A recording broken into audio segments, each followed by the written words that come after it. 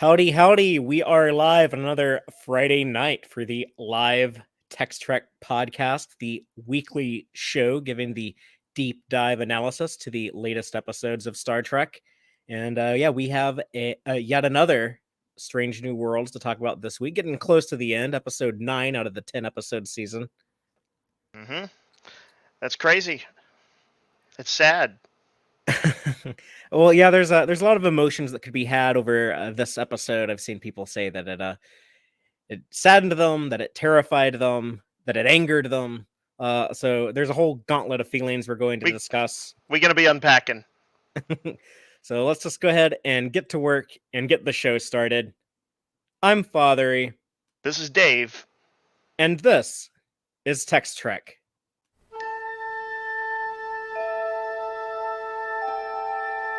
Engage.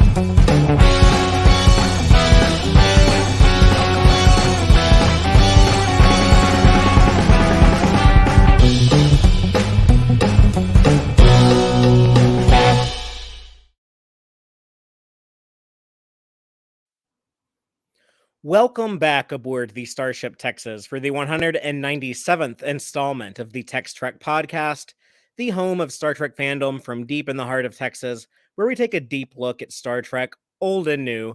And tonight we're talking about Star Trek Strange New Worlds, Season 1, Episode 9, All Those Who Wonder. Written by Davy Perez, the writer responsible for putting the word youngling in the Star Trek universe. And directed by Christopher J. Byrne. That's what he's mainly known for, right? I think he me, also wrote the previous Gorn episode, but that's for what the rest of my life. That's what he'll always be known for. But yeah, I think that's fair. But yeah, I think Dave and I are both going to have a ton to say on this episode, so we're going to try to keep things moving quickly. Just a little bit of housekeeping first. I want to give a shout out to all of our Patreon supporters. That is going to be Starfleet Boy, Cake is Eternal, Gay Clevin Lundstrom, Crazy Dutchie, Joanne Robertson, and our anonymous supporters. Thank you all so much. If people want to chip in and help us out, it really does go a long way to keep us making this content, and you can join our Patreon as low as $2 per month. And, we typically do like 4 of these shows a month, so sometimes 5. So it's like less than 50 cents a show, a podcast. So we'd love to have you on board if you want to help out. We do a lot of fun perks. We do monthly episode watch-alongs. We're going to be doing one of those at some point in July. It's July now, so happy July, happy Canada Day, happy whatever you celebrate in July. But yeah, we have. I ignored the big American holiday, but anyways, yeah, we're going to be doing the episode of Deep Space Nine Trials and Tribulations. So that'll be fun to watch with a group, I think. So, speaking of Deep Space Nine, we're starting to run out of Strange New Worlds, Dave. The finale is next week, but in 2 weeks, we're going to be talking about Star Trek Deep Space Nine Season 5. Yeah, in 2 weeks, I enlist for the Dominion War. Yeah, so we've already I don't know what happens in that season. Right. You're seeing it for the first time. So I'm watching it for the 47th. Dave is watching it for the first time. And we've already covered the first 4 seasons. You can find all of those at textrek.com. And it's going to be a lot of fun getting into Season 5. A season I would say is kind of a perfect Star Trek season. There's not a bad episode in all of Season 5. Some people might disagree with me, but I think they're all like at least okay. None are bad. And Sounds a lot like are bullshit. Well, we'll get Dave's opinion on it in the coming weeks. But yeah, I got to say, DS9 has a pretty good track record with me, so we'll see. Yeah. You even liked DS9 Season 1, and that's the one that a lot of people have struggled with. That's true. We're going to do the first 9 episodes in 2 weeks, and then the week after that, we'll do like another 8 or 9, and we'll go through the season like that. So it'll take 3 weeks to cover all of Season 5, but it should be a lot of fun. So, and you can rewatch those now, if you want to watch along with us, or you don't have to. We'll kind of remind you what happened in every episode as we're going through it. and you can just tune in and let us tell you what our thoughts of it are. You can join us live and share your opinions and the interactive live audience that we have, or listen later wherever you get your podcast, like we always do. Yep. I see that among other people, I think we might have mentioned this last week, but Jill is queued up for it. She's watched the first 9 episodes of DS9 season 5, so we're getting geared up here. There you go. Yeah, Jill does her homework, so she's Yeah. ready. So you can get ready to, but you don't need to do that if you don't want to. But if you want to do it, then cool. It'll be a lot of fun. I think it'll be fun because I want people in the comments who are like asking specific stuff about the episodes, or like, why did they do this, or what's up with that. That'd be fun. Yeah, but not required. Point out things that might have gone over our heads. Yeah. But enough about DS9. We got that coming up in 2 weeks. In the meantime, though, let's talk about this episode of Strange New Worlds. Those who wonder. I guess that's based on the quote. Not all who wonder are lost, right? Yep. I think it's like preceded by something like "Not all that glisters is gold" or whatever. But it's from Tolkien. Yeah, it's Tolkien. This is all those who wonder. So, but before we share our opinions, I'm gonna quickly recap it by reading the official synopsis, and then I'll kind of expand on that with spoilers just to refresh it for everyone. But the official synopsis reads: the U.S.S. Enterprise crew comes face to face with their demons and scary monsters too, when the landing party is stranded on a barren planet with a ravenous enemy. And yeah, that enemy is Baby Gorn, who are about as deadly as I would say even deadlier than baby xenomorphs, although they seem to have a lot in common if you've seen the Alien movies. But yes, the crew is stuck on a crashed ship being terrorized by these little monsters, and all of the new faces die. All of the recurring characters that we've known the whole season live, minus one of the coolest character on the show, in my opinion. But yeah, it's was a true attempt at a horror episode. It's something that they've kind of tiptoed it into that horror territory a little bit. Ghost of Illyria and Memento Mori both kind of dabbled in horror, but this was just unapologetically full blast sci-fi horror. And Dave, I think it's your turn to do the first opening statement. So just tell us, what were your broad impressions of this episode before we get into the specifics? Sure. Although actually, I'm going to begin my broad impressions with a sort of specific thought. There was a bit in this episode early on where, early-ish on, where Hemmer's talking to Uhura. And I thought it was like a really nice little piece of writing there. Kind of his observation about her kind of resonated with me. It's the bit where Hemmer is saying that he thinks that Uhura makes friends easily, but she has trouble putting down roots, right? She has trouble really connecting on a deeper level. And I thought that was a really neat bit of writing from Davy Perez. And it's like something that I was like, oh, I see that in myself. I feel like that's like an observation that I kind of like feel about myself too. And there were some other scenes like that in there, some little smaller scenes that were like these more intimate moments that I really liked. But then there was like the whole rest of the episode, which I did not like. And that's, I wanted to like open with a little positive thing, because like it's not like I don't like his writing at all. I liked some stuff in his previous episode, although I had reservations about that. But this one was troublesome for me. When I was spotting those aliens' nods in his previous episode, I really just kind of wanted to acknowledge that I was seeing them. I didn't like them. They were actually distracting enough that, as you know, Fathery, I messaged you probably like 15 or 20 minutes into watching it to kind of comment on how they were distracting me. And now they're back, along with some maybe Predator-type references too. And I didn't like them, and I've definitely determined I don't like this particular reinvention of the Gorn. There was other little things that kind of were some of my recurring issues, like people being a little too quippy when in dire times, with like dead people around them, and realizing that the Gorn are going to be the big bad, and that this is the setup for more of that.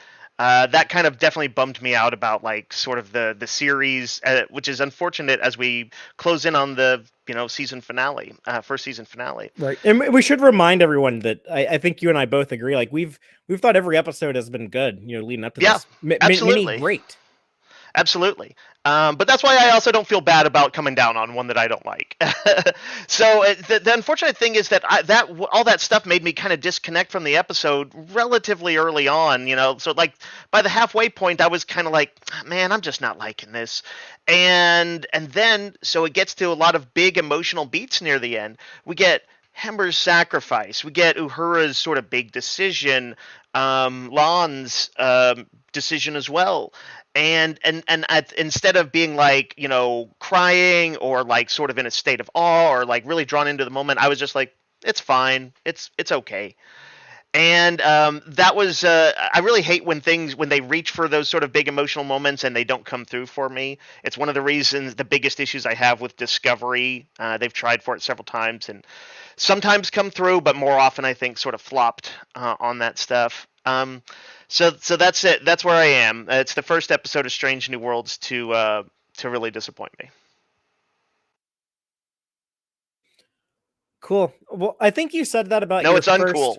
Well, I'm sorry, it's uncool, but No, I know what you mean. I think you said that about the first time you watched Reach Us Where Suffering Cannot Reach. You said that was the first time you felt disappointment, but then you liked that one more on rewatch. Yeah, that one I think had more going for it. Right. Let's see, that's the one that was the Ursula Le Guin knockoff, right? Right, instead of the Alien knockoff. Right. and I definitely want to do a deeper dive on that because I thought it was rightfully pointed out by somebody that Trek has always homaged other genres and stuff, and so I want to talk more about that. Yeah, or retold existing stories. Sure, for sure.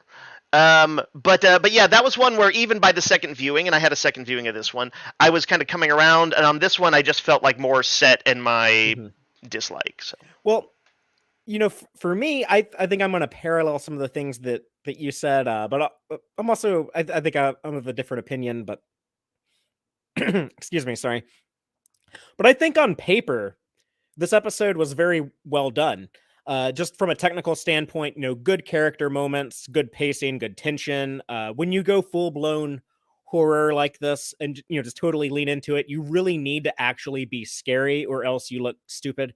And it delivered on that front. I thought it was genuinely scary, intense. But for me personally, this is not what I wanted for the Gorn. Just as a Star Trek fan, as an original series fan, as someone who's always been curious about the Gorn, this isn't what I wanted for them, even though I think they did a good job with what they were trying to attempt here. And yeah, borrowing so much from the Alien movies is weird. I see stuff from pretty much every Alien movie I've ever seen. I never saw that recent one, Covenant, but I think I've seen all the other ones, and there's something I can point at in this episode from each and every one, especially the first three Alien movies.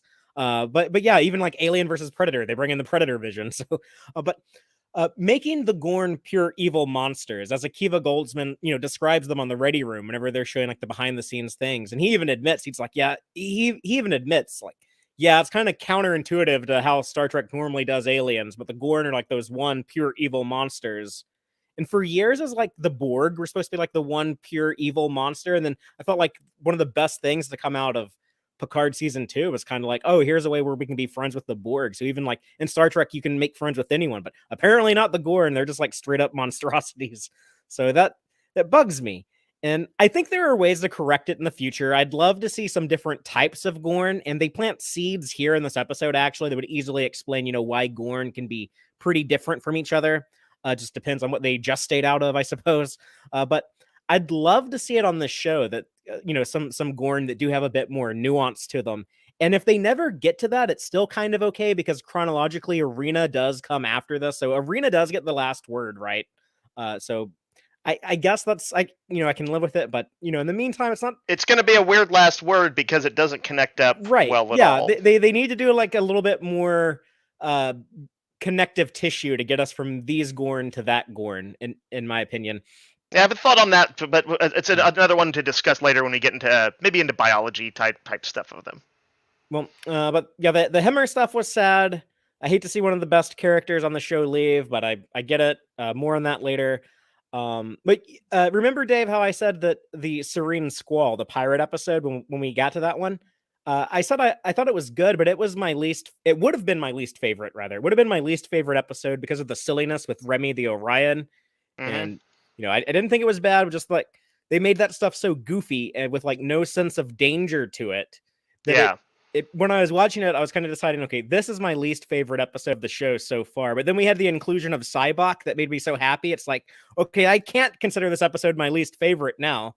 So with this episode, I think this is my least favorite episode of the season. Again, I think it was well made, but just not what I wanted. But it Yay, also new lows. it also has something in it that like guarantees it as my least favorite episode, and that is the use of the word youngling. And yeah, now from here forth, unless I forget, I will never do Tex-Trek content and mention Davy Perez and not refer to him as the writer responsible for putting the word youngling into the Star Trek universe. That's just Listen, I can get behind it, Fathery. I'm building a grudge towards him too, so I'm I don't willing have to a grudge towards him. I'm willing to didn't like indulge your that. weird pettiness. But yeah, regardless of whatever happens in next week's finale, this will be my least favorite episode of the season. That being said, there's a lot of stuff in here that I can appreciate, so I'm looking forward to getting into that when we start talking specifics and break the episode down. Shall we go ahead and? Yeah, let's do it, man. Cool. I mean, let's just start at the beginning. You know, one thing that the episode does well is there's like a big sense of contrast from like the safety of the ship at the beginning when you see like the happy breakfast and everything, the party that they're having for people being promoted or, you know, finishing their semester of academy training or whatever. And then, you know, then you go from here to like the terrible hellscape we get to later. So you really feel like you're kind of going on. Speaking of aliens, I've heard like it's a notable juxtaposition. Yeah. Right. James Cameron describes Aliens, his alien movie, as kind of so many miles of like bad road that you ride through or something. Like you're going down a journey and you have like so many miles of like rocky road to get through. And you kind of feel like these characters go through that.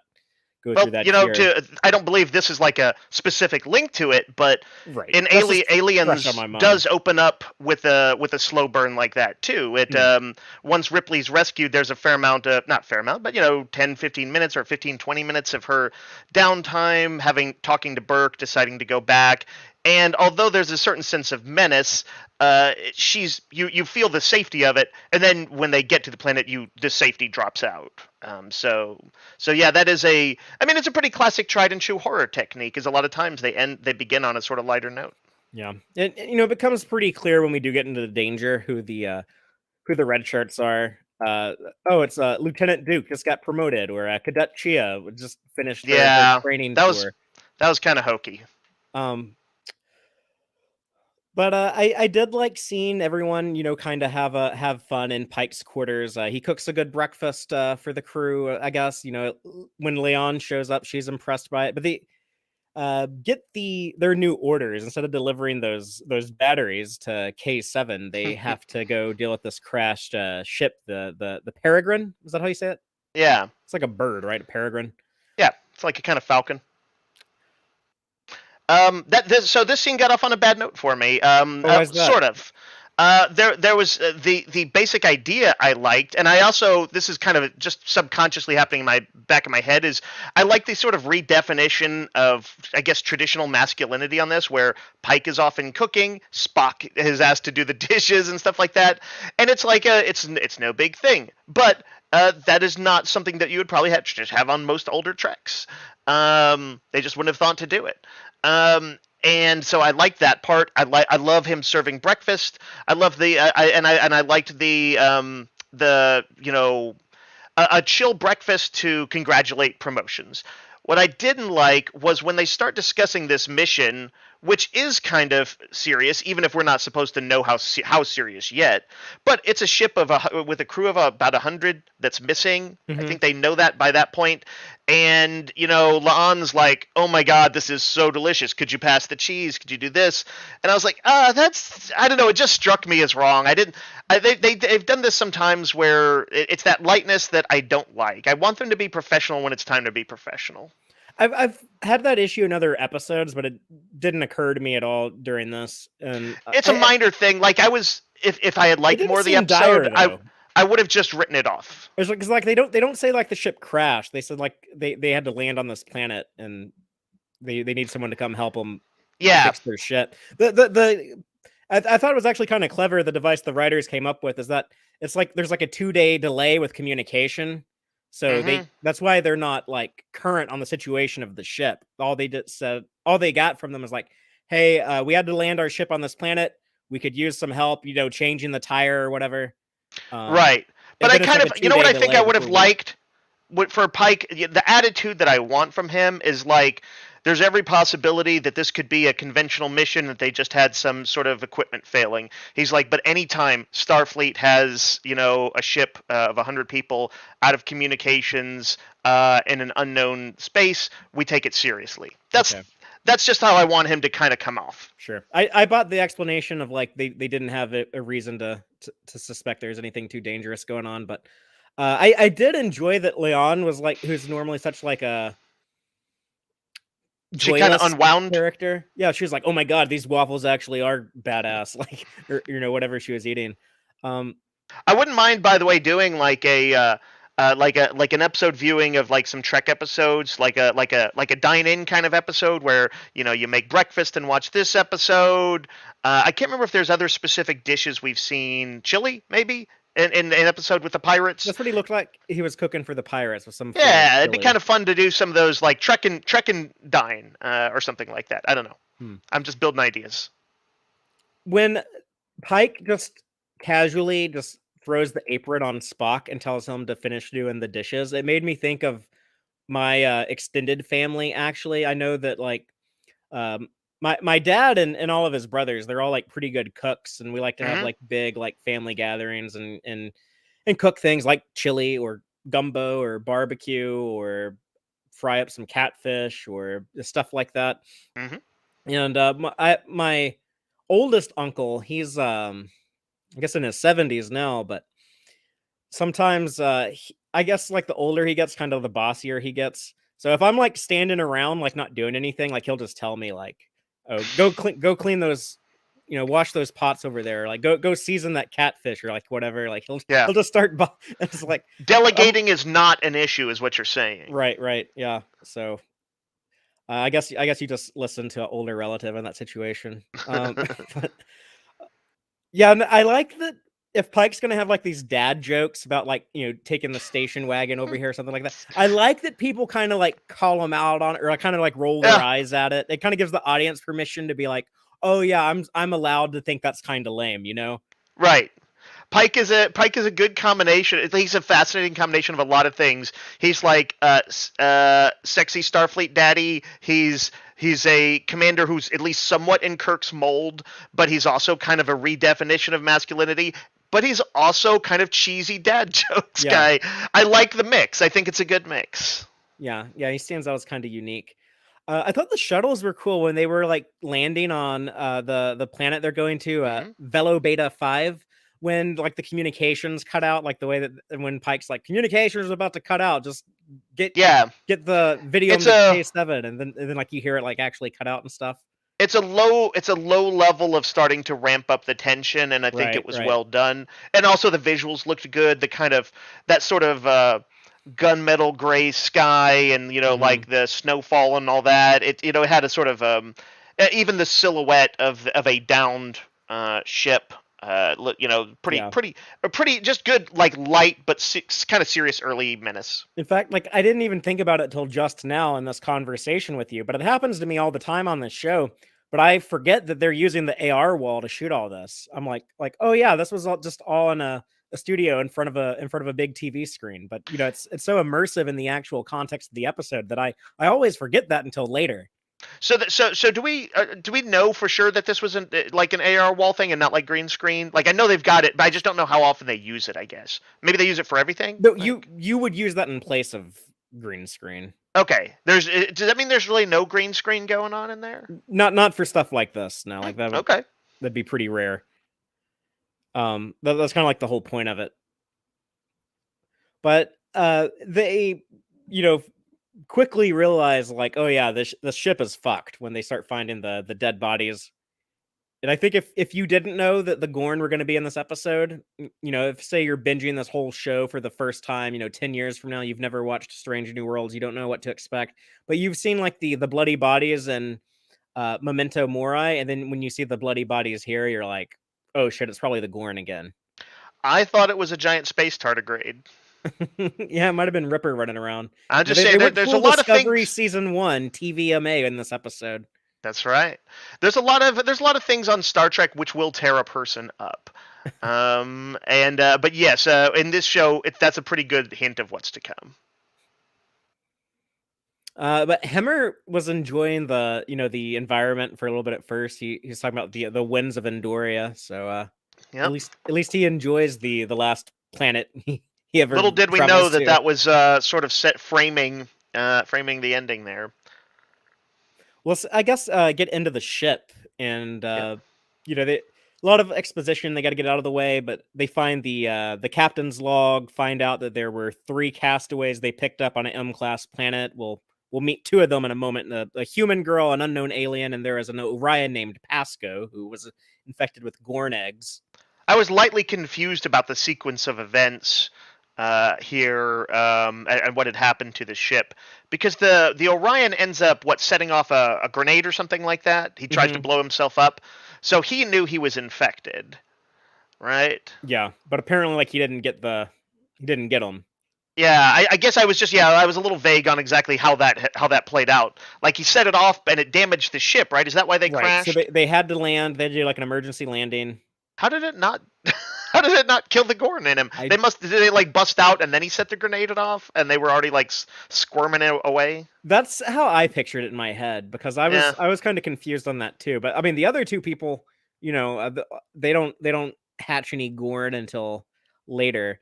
So, uh, but yeah, it seemed pretty terrifying that just one infected person could lead to like an entire crew being wiped out like this. yeah.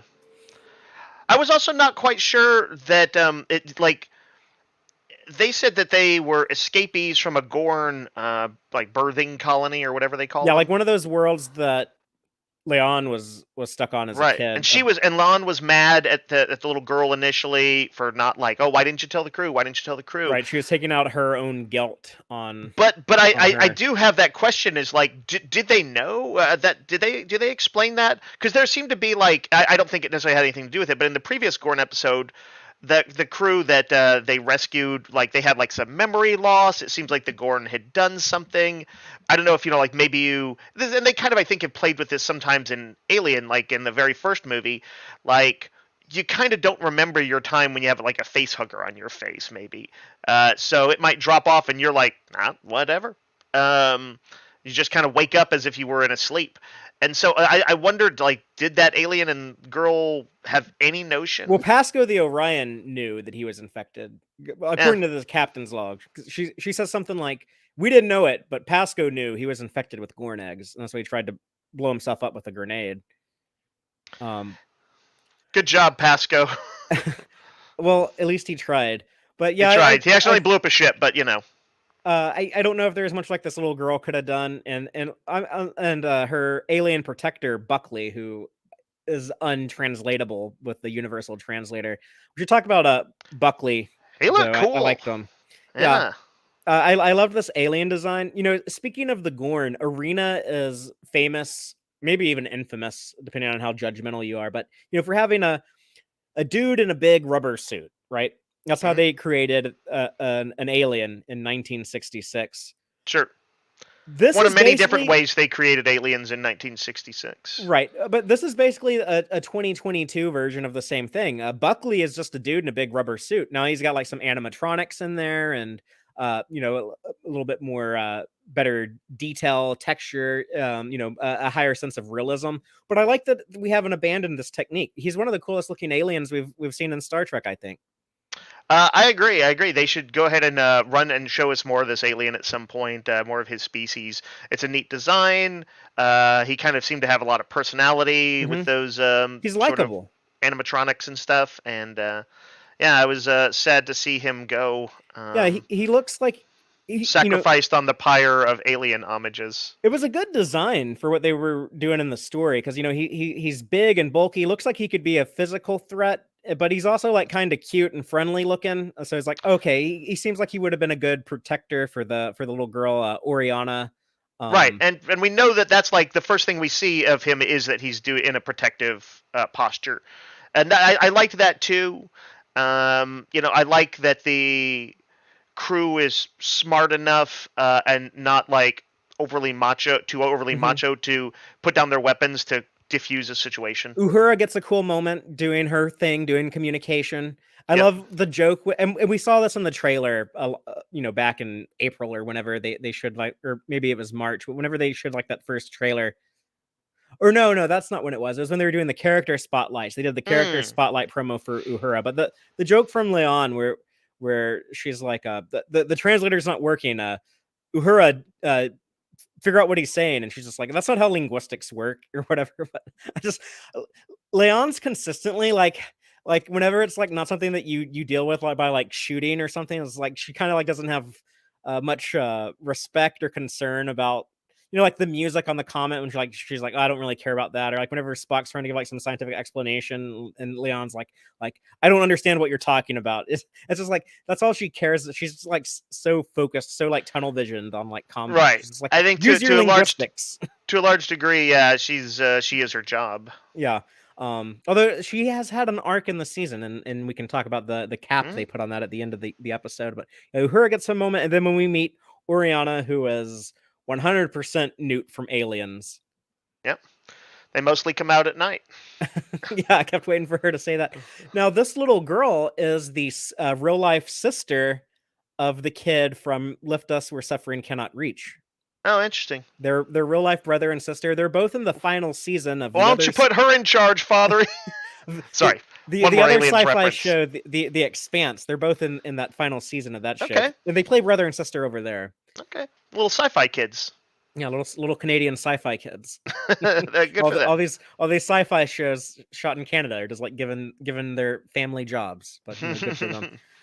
But yeah, they get Buckley and Oriana to sick bay. Mbenga's doing the compassionate doctor stuff, and Leon's doing the paranoid security officer interrogation. So like, why didn't you warn them? Why did you let this whole crew die to like this little 12-year-old? Yeah, it's a little hardcore. Kids probably in shock, PTSD, a lot of Right, stuff like right. that. Her questions are somewhat valid, and there is a somewhat pressing concern. So I wouldn't have minded if Mbenga kind of maybe tried to rephrase it in a less aggressive way. But those are reasonable questions to know in a dangerous situation with a bunch of Starfleet corpses outside. There's that awkward moment when Mbenga says, "Stop harassing my daughter." But, Yeah, but, but he, Freudian he meant slip. hate. Yeah, I like that because that's like an awkward kind of thing that happens a lot in real life, but you don't see that realism in a lot of like movie dialogue or TV dialogue. I liked it too. This is where I'm gonna give a comment to Davy Perez, the guy who brought Youngling to the Yeah, Star Trek universe.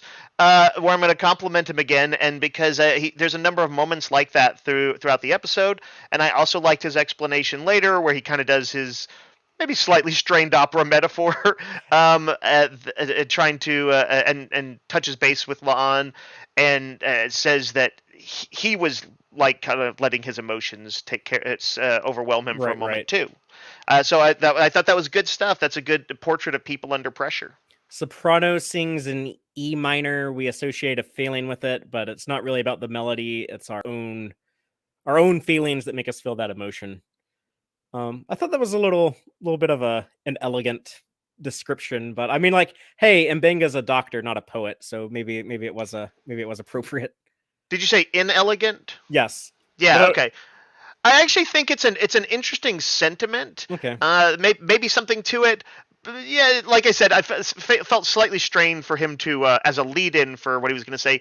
But I did like the idea that La'an took it as somewhat accusatory of her, and then Right, he kind right, of right. flipped it around. I just think that's a neat scripting dynamic to pull Immaturity that off. Yeah, from the character standpoint, that shows the maturity of Mbenga that he would like apologize. Like, I mean, La'an's kind of being an asshole. for We sure. can understand, her own issues. Sometimes if someone's gone through like the same trauma as you, it's easy to like, if you have like guilt associated with, I think it's easy to transplant that onto someone else. Like Hmm. what? You've been terrified by the Gorn, you watch them kill your entire family. Yeah, guess what? That happened to me too. That's still no excuse. Why didn't you do better here? Right. So I thought that was all appropriate, but then like Mbenga is still like apologizing to her, showed a level of Hmm. maturity with his character. There's a little Spock chapel scene in sickbay where Spock has to get a dermal synthesizer because Lieutenant Duke, I guess he he burned his arm or something, and he hurt himself in the turbo lift. And It's just weird. It's more because I see these elements stack up a little bit. Them kind of like bantering and pausing to talk about stuff while she gets this treatment for a burn. This is another case where I'm like, you need to hustle. This guy has a burn.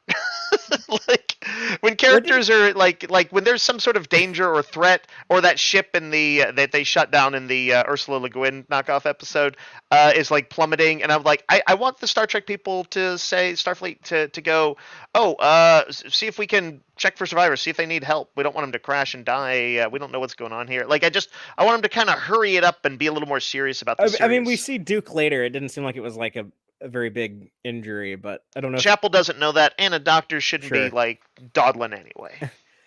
But I like here that they start talking about the Vulcan emotion is dangerous, and how they mention the teachings of Serac, and just like it's Vulcans practice the suppression of their emotion, but when they cut loose, they're actually more passionate, more extreme than Yeah. most life forms. The actual dialogue of this scene, which is something of a rehash of things we know about Vulcans, but it's fine to rephrase that for Yeah, new audiences and sort of and a Chekhov's gun for what happens later. right. It recontextualizes and it brings up the anger thing. So yeah, I thought that was like overall a good scene. Minor frustration with me on the part that like what's his name is off with a burned hand while they have chit chat.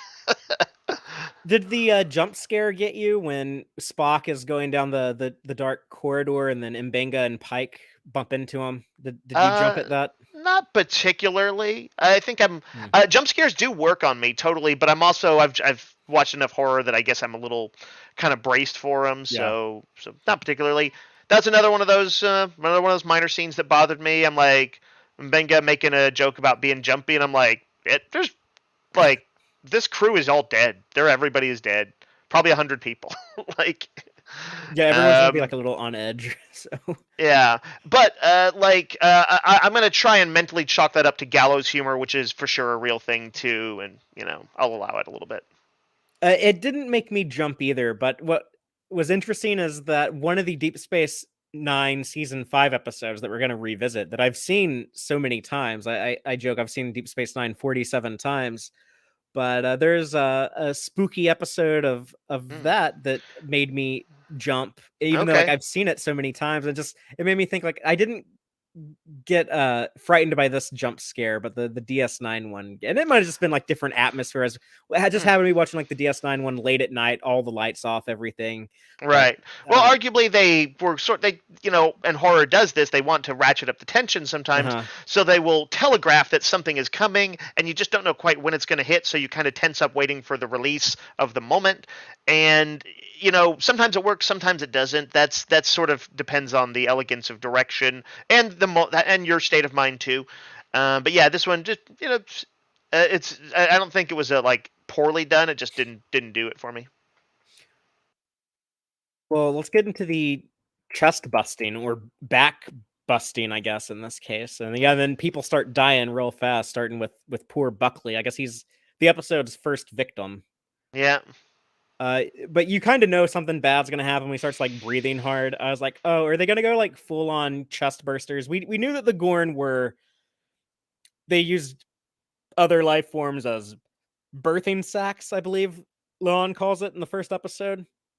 Yeah. Um, I might have been privy to some information that there was a strong alien influenced episode coming up in the show, but I didn't think they would go on to like this exact level of duplication of the xenomorph from Aliens. Like it was Yeah. pretty much shot for shot like any chest bursting scene from those movies. Yeah. Who's the actor who gets it in the first Alien movie? John Hurt. John Hurt. Yeah. It's kind of the John Hurt scene. Because he starts to cough and choke a little bit beforehand, in particular. But yeah, I agree. And just to kind of start this convo about the you know homage slash rip off, whatever you want to call it, or even just a tip of the hat. Um, Trek has done it before. I've seen Trek even do alien stuff before. At least somewhat that. At least the first one that comes to mind, and there may be others. That one where Janeway's running around with a gun, blasting at bugs that are in the ship. Oh yeah, Macrochasm, I think, in Yeah, season something like that. Or is 3. it? Is that what it's called? Yeah. Like microcosm, or but like flipped or something? Yeah, it's like macro because they're like giant viruses. Yeah, yeah. I'm a big fan of that episode. It's schlocky as hell, but I like it. I think it's It kind fun. of it kind of knows what it is.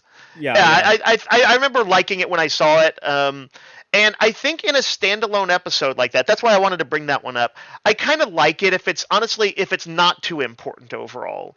If it's an episode that that a lot of stuff is predicated on major changes, character death, big emotional turning points for characters.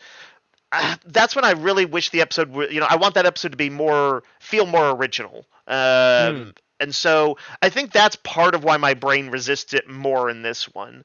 I, yeah, I don't know. I think if I'm self-analyzing, I think that's maybe what bugged me.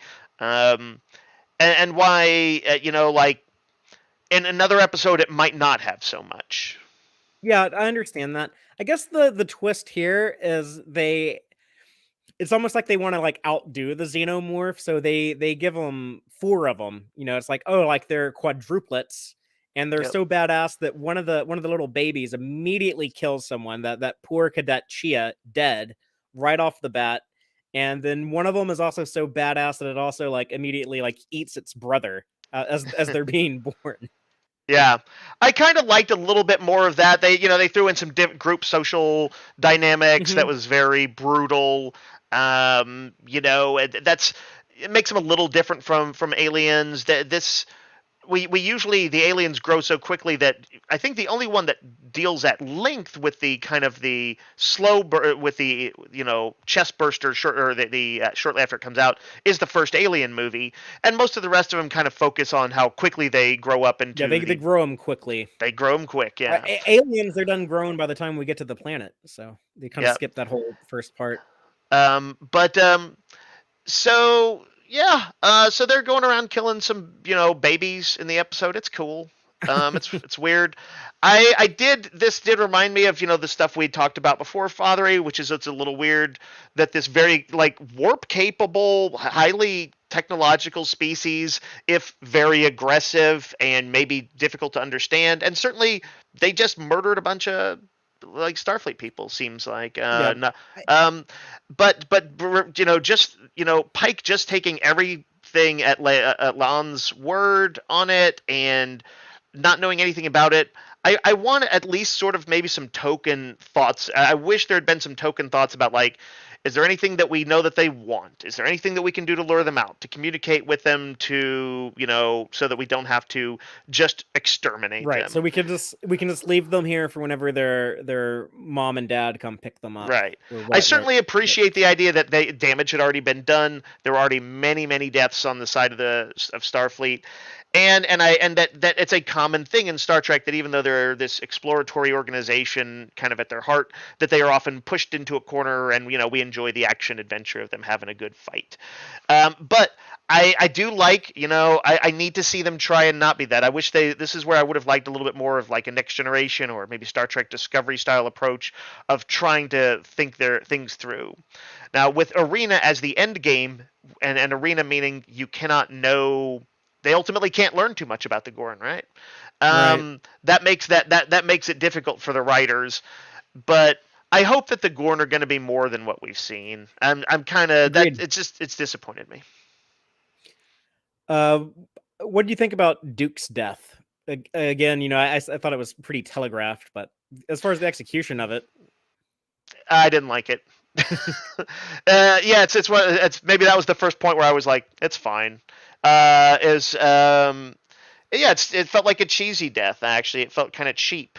Um, One of the things I like about Aliens is that, man, I didn't know who any of those Marines were in that. I had like kind of very brief sketches of those characters mm, when on the ship there, but when they start dying, I didn't need to like know who they were, their deep backstories. I was like terrified of like how quickly they started dropping and stuff like that. Um, this felt more like the almost the often lampooned convention of like, oh, I just got a promotion, oh, I'm just about to retire, and then they get shot or whatever. Right, right, right. The ultimate spoof of the lethal weapon tropes. And so I kind of groaned more than oh no. Yeah. That's fair. I just happened to enjoy the way that it was shot. Just the way that the Gorn was kept in the shadow, you don't really see it. We just saw them as like these little bitty things, but already Mm-hmm. one is capable of like dragging this grown ass man down the corridor. The Spock's reaction, the way Ethan Peck played that of like, Jesus, this guy was just like literally pulled out of my hands and into death. Like Pike's kind of guilt that he wasn't able to like, I guess, shoot the Gorn better. He says later that he heard it, but maybe he's thinking like I should have like shot better, shot faster. Um, it's in our live audience. Uncle Arthur is saying everyone remembers the TNG episode that was essentially a redo of Die Hard, where Picard was alone on the Enterprise fighting a few bad guys. Everyone copies from everyone. I'm like, yeah, it does happen. That's Starship Mine. A good episode. I like that one too. But um, Alien is something that I think we see homaged a lot in science fiction for my Yeah. entire life. You like, I never knew like a pre-alien world. I was born in the 80s. I've been watching science fiction since then, and yeah, I just see alien in everything all the time. So Yeah. I don't know how much we need to like return to the well on aliens. Yeah. I agree. I agree. And I think it'd be more potent decades ago. I remember they did an X Files episode that was clearly inspired by The Thing, John Carpenter's The Thing. It was Mhm. Arctic. It had people getting weird infections and stuff like that. We did that in Star Trek too, though. Like, remember on DS9 when they're trying to find the changeling on the Defiant? Yeah, and I think some of it comes down to you can do it more artfully Mhm. than in places than others. But I think sort of in somewhat the closer the proximity, the better it tends to be to its source, the more resonant it tends to be. And I don't know how far are we from Aliens? 86, so we're closing in on is it 40 years? Is that right? 36 years. Yeah. Anyway. But there's also a lot from Alien from '79, and even like Alien 3. But like I said, like I see things from all of them. Like the chest bursting, as you pointed out, is very much like the John Hurt scene from the first movie. The way that these Gorn are running around on all fours like dogs, and the way that they set a trap later in the episode, that Mhm. was Alien 3. Both those things are very, very Alien 3. Having to deal with the little kid survivor, obviously the second movie, Aliens. Speaking of which, I like that it showed Chapel, have an understandably terrified reaction to what happens to Buckley. She Mhm. goes and hides in the force field, but then when she remembers, like, oh my God, there's a little girl out there, she's does the brave thing and lowers the force field and goes out to find the kid. Uh, For me, this was the best suspense scene in it. I mm, thought the notion of like being in a safe place, although for a minute I was like, is she sure it didn't get past the force field and in somewhere in the shadows before she turned it on? And I thought that was a creepy idea. And then knowingly oh yeah. turning it off, that's like that's some pretty true blue bravery. I know we all like to all think we would do that to save a kid, but when you're safe from a super death dealing creature, then you might feel strong inclination to stay put. So good job, Chapel. And then La'an kind of going into soldier mode and kind of trying to like, toughen Chapel up. She literally like hands Chapel a phaser rifle, like sticks it in her arms and is like, yeah, like, we're going to war. You're coming to war with me. But I like kind of the bonding moment between La'an and the child when she's like, "Oh yeah, of course you would come here, the coldest part of the ship." Dave, real quick, I got to point out that Hmm? I was watching this episode for the first time when my air conditioning wasn't working for a few days here in Austin, Texas, where it was 103 degrees Fahrenheit or 40 Oh degrees man, Celsius outside. yeah. So the idea of like finding refuge and comfort in like the coldest part of the ship, that was that rang very true. I'm kind of a person who like I prefer cool weather. I like being cold. So I'm kind of like Hemmer, like it's like the winds of Endor. Like I want to be somewhere where it's just cold all the Yeah, time. So Father A, I want that to enter your lexicon as a standard when it's cold weather out. You just walk out mm. and throw out your arms. just like Andoria. I think we have a first for Tex-Trek content ever. We actually have Eric Ho in the live audience, the father of Elizabeth, right? Is the actor here Oh, who plays wow. Oriana. I saw So that in the comments, and he said, "That's my girl," and I thought he was like talking to one of our commenters, like, "Ah, that's my girl." Like you just said something I liked. But no. no, Emma. That's He's correcting me, Emma. So that's wild. that's very cool. That's very cool. So yeah, your Yeah, kids are great. We've absolutely. enjoyed their performances. Let's talk about the Uhura and Hemmer stuff. Or what does she call it? Hmm. Team Hemura? Hemura, I think is how she puts it. Kind of like a it's a Yeah. portmanteau, not quite like the what's the what are the Hollywood couples ones? I can't say it, like Brad Pitt and Jennifer Aniston, Braniston or Or like whatever they call them. Benifer. Yeah, Benifer. That was like one of them. It's kind of like that, but yeah, but just strictly a platonic team up one. I thought it was Right, fun. right. Yeah, I like that we've followed up on their friendship that they established a few episodes ago. Last Davy Perez written episode, right? That was with Memento Mori. Hmm. But Yeah, I like the idea of them thinking of themselves as a team, kind of like that. yeah, and how he's actually given her some genuine like good advice. It's not like cliche movie advice, like oh, you actually see how it's applicable to her about Right. what you said And that resonated with you about like her needing to find a home, like plant roots and sure. stay And I think somewhere. he's an interesting character in the sense that his the first impression of him was, oh, this guy's an arrogant bastard, or kind of the egotistical genius, right? He definitely projects that. But they very quickly reveal that he has this other side where he can kind of turn it off.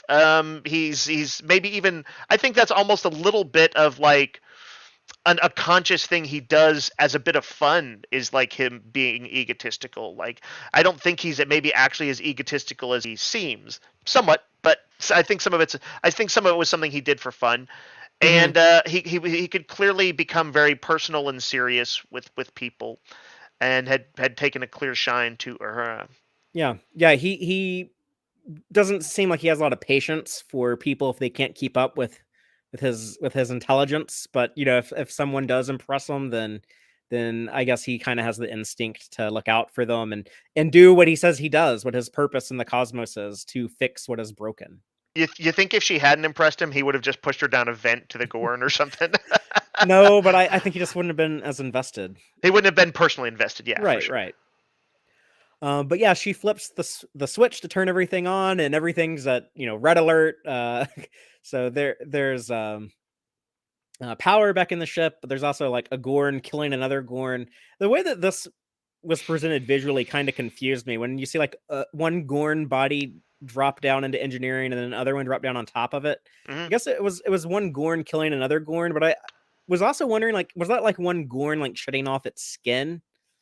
Yeah, Lon or somebody said that they're in a molting phase, Right, which mean right. they would be doing that. And I think they find something like that in the first Alien movie too. They grow so quick Yeah. they shed their skin. Hmm. Neat, creepy idea. But yeah, there was a few things like that. It's not that I necessarily wanted them to explain every little nuance of it, but it wasn't always 100% clear. Yeah, but this was a Gorn killing another Gorn, because then later they're like, oh, there's Yeah, only two left. But yeah, Hemmer is unfortunately hit with the fluid from the Gorn, the reproductive fluid. We yeah. don't know that at the time, although I think it's fun to discuss what does La'an know that. Yeah, she's the one person who knows like quite a bit about them, but either that escaped her, Or she kept it secret. or she kept it secret. And Yeah, I think I think she I think she kept it secret. And I'll say what I think is kind of the clue to that when we get to it. oh, interesting. Okay. But I did think at this moment, when we kind of get like a good look at this Gorn, it's kind of the first time they're really revealed. I mean, we see like the little babies running around in sick bay, but then here when we see I don't know what age it is. I guess like adolescent Gorn. It's no longer an infant; it's an adolescent.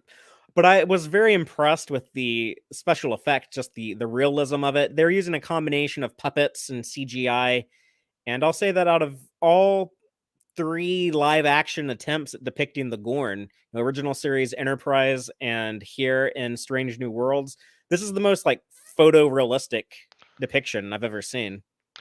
I think I guess I haven't seen my perfect Gorn yet, but I preferred the Enterprise update over this one because the Enterprise update emphasized that they did add speed to the mix, but they this is by the way for people to know it was what Mirror Darkly episode, right? Yeah, In a Mirror Darkly Part 2.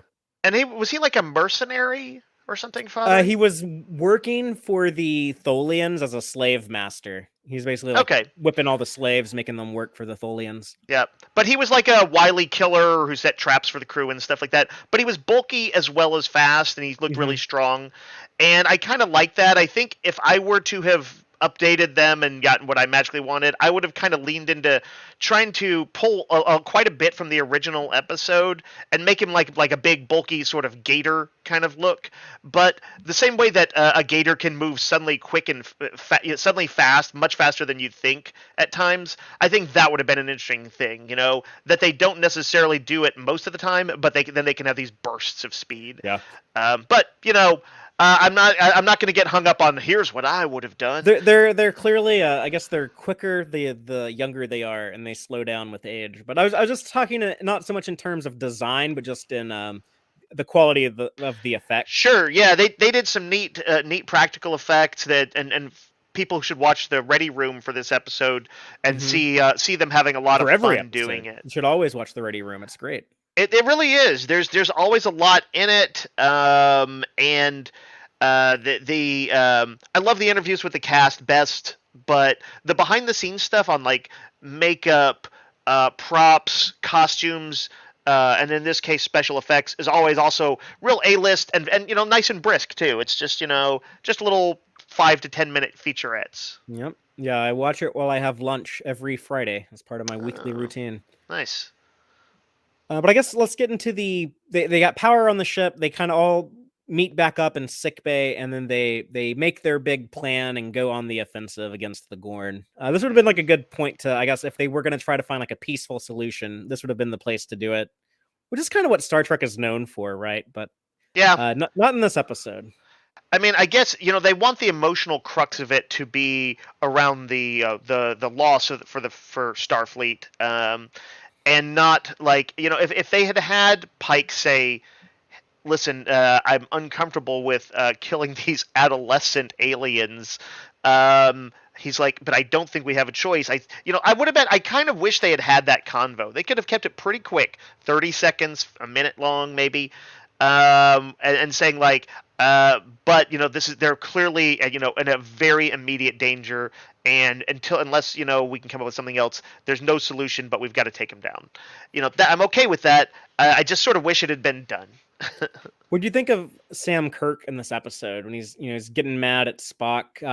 Mbenga is even like, I can give him a sedative, like Captain, do you want me to like go like pop a Xanax at him or something, go to chill out? And when he goes full Dr. McCoy on Spock, when he's like, you're impressed with this, the psychic barrier, Spock's like, oh, that's You know what it impressive. actually reminded me of in the Kelvin movies, the stuff that Chris Kirk Pine says did. to Spock to get him riled up so he can reassume command. Yeah. He knows when he's got to break Spock, and he's like, "It must not even compute for you," or whatever it is he says. He he just seems so disdainful of Spock's logical life because he wants to make him utterly pissed off. It actually sounded like that, and I felt like they were trying to homage that since he is also a Kirk. But I didn't like it. I didn't like it. It was Interesting. a little heavy-handed. I want my Sam Kirk maybe to be a little better than that. But honestly, the other thing is it felt too familiar. And I think that's something that I think Davy Perez as a writer likes to do, not just with the references to the stuff that inspires him, but like also to classic Trek and things like that. And I really don't like the broadly the technique of, hey, remember that? Remember that? We're going to recreate it. I just like I want them to maybe you can slyly reference it, tip the hat to it, that sort of thing. I wouldn't have minded Sam getting angry at Spock. I would have preferred it not sound exactly like something we've heard before. Yeah, it is pretty similar to something Dr. McCoy would have said, but I feel like other people, people said talk to Spock like that in Galileo 7. So I don't know. To Well, it's me, also one of those things that I would have liked to have seen updated a little bit. Show people getting mad, but honestly, it can. We all know those episodes come off as kind of racist now. Lots of people okay, criticize McCoy about that, and you can do the they were in on it. Spock gave as good as he got, but the fact is, when McCoy says something like "you green-blooded inhuman" with the yeah. conviction that DeForest Kelley brings to the role, it sounds like somebody dropping the freaking N-word at So times. here, I guess it'd be like the pointy-eared thing here. I have the actual quote here. I'm just gonna read it real quick. Yep. It killed Duke right in front of you, Spock. Doesn't that hit you somewhere deep inside? No, nothing. Can you feel anything, or are you just some heartless, pointy-eared computer? So I think if he didn't have like the pointy-eared thing in there, it might not have sounded like real-world Maybe racism. so. Maybe so. Um, I think to continue to compare it to the Kelvin scene, when Kirk says those words to Spock to hurt him and to make him go ballistic, what does he talk about? Amanda's death, I think, Yeah, he's like, to you push didn't. him. This guy blew up your mom. You don't even care. What the hell's wrong Yeah, with you? yeah. I think that had emotional resonance. It's something J.J. Abrams is pretty good at. He's got lots of feelings, but he's pretty good at that. And I just like I don't know quite.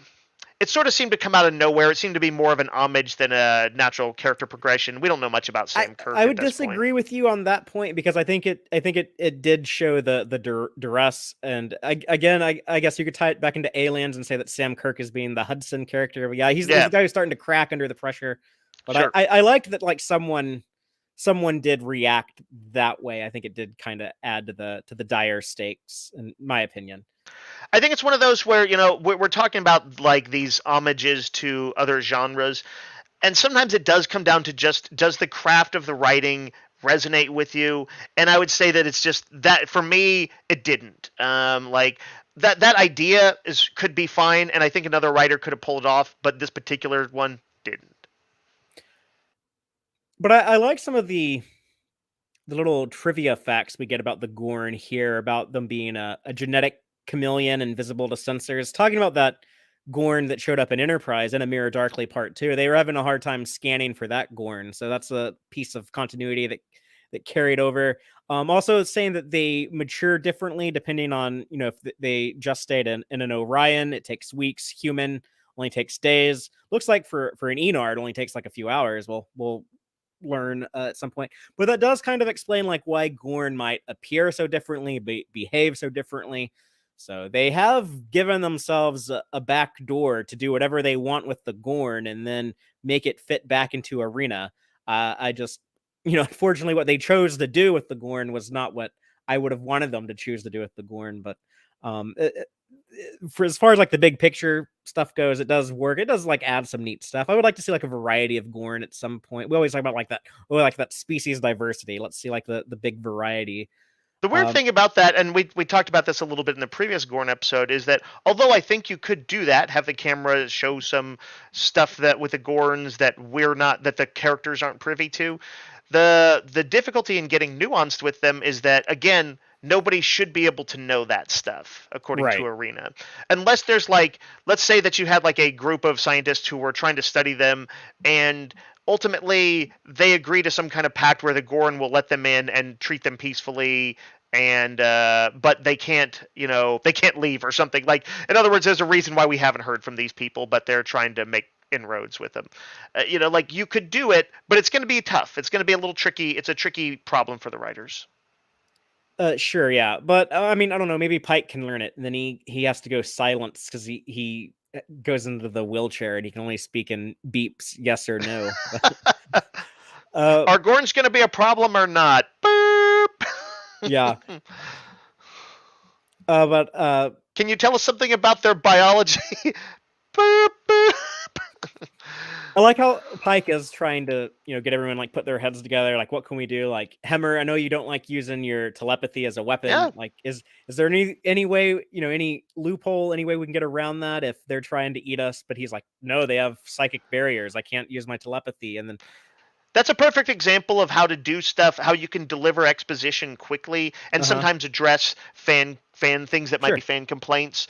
Because they did that so quickly, and I thought it was a good way to like acknowledge that he has a sense of morality about his telepathy. Really cool. Would have actually liked to have seen more of that. But and then yeah, you set them up. I want to say, by the way, that even in the Aliens movies, don't they also something about their chitinous skin? Something about it is like doesn't show up on infrared or something. It's not. I don't think that's in Aliens. It's maybe in one of the later movies, but Perhaps, but I mean, I feel like it might be a thing. those creatures in those movies are like kind of a genetic miracle. They're like invincible. I don't even know if like one of like the newer movies might have like retconned they were like engineered or something, right? Isn't that like in Prometheus or something? Like they were designed by creatures like advanced aliens, or I don't know, but yeah, it's kind of something similar going on here where the Gorn they just seem to have like every like biological advantage you could think of. Like Yeah. they're quick, they're smart, they're strong, they're I invisible to was sensors. They just spit waiting for venom on you. Burke or Bishop to say that they're a perfect species or the perfect predator or something like that, because it's a very tropey thing, is super deadly species to be referred to that way. While they're there in sickbay, kind of making their plans, Pike gives the floor to Leon, who has all the expert information. They're going to be competitive with each other, and Pike's like, okay, that's like their weak spot. We'll use their divisiveness and their antagonism amongst each other that they have. I kind of like the moral of the story there about like, okay, so we will triumph because infinite diversity, infinite combinations. Like we work together and everything, and the Gorn don't work together, they'll compete, and that's how we'll win. So I'll give points to Perez there for, I guess, having some Star Trek ethos in the story. But then yes, he loses those points in the same scene because that's when Leon refers to them as younglings. Yeah. Well, went completely past me, but I guess not past you. Don't try to like make that like that word did not exist in the lexicon until 2002. Like I dare anyone like find me like five, not even five. Find me three uses of the word youngling in fiction that predate Eh. 2002. It's I not bet it's not there's some. there. I bet there's some sci-fi books or fantasy books, but yeah, like Father A has issued the challenge, so you have to people send out people questing for it, It please. was a dumb word from the probably worst movie in the other Star franchise, which I think is not very good half the time. But I digress. The Sombra class ship, by the way, it's weird that it looks almost identical to a Constitution. I guess it's like a little smaller, Yeah, but I that was a kind of a weird choice. I thought to have it be so close, but not do it. It felt like old school budget issues, yeah, that I expected, and I respect budget issues. I'm not like usually a big special effects like they're almost never make or break for me. It's usually icing on the cake if they're really good. But it is a little bit weird in like this era of really potent special effects and quite impressive budgets to have. Yeah, something that basically looks just like a slightly different constitution, yeah. It's, and it's have like half the crew size ish. I think. I'm like, really? It's what is it? Just roomy?